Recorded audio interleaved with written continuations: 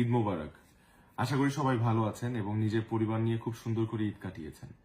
এই ঈদে আমার বেশ কিছু নাটক রিলিজ পেয়েছে এবং প্রথম দিন থেকেই খুব ভালো ভালো রেসপন্স পাচ্ছিলাম আপনাদের।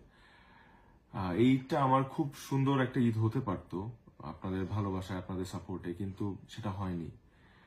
একটা অনাকাঙ্ক্ষিত বিষয়ে আপনারা যেমনটা কষ্ট পেয়েছেন ঠিক ঠিক তেমনি আমিও কিন্তু কষ্ট পাচ্ছি এবং কষ্টে আছি। আমি কিন্তু একদমই ভালো নেই। সো আপনারা এটা বুঝতেই পারছেন, কারণ আমাকে অনেকেই আমার শুভাকাঙ্ক্ষীরা মেসেজ পাঠিয়েছে এবং সাপোর্ট দেওয়ার চেষ্টা করছে। হয়তো আমার মানসিক অবস্থার কথা তারা বুঝতে পারছে। এই কারণে আমার মনে হয়েছে আপনাদের সাথে কিছু কথা বলা দরকার। আমার অভিনীত নাটক রূপান্তর, এটাকে ঘিরে যে ধরনের বিতর্ক তৈরি হয়েছে সেটা একদমই আনএক্সপেক্টেড।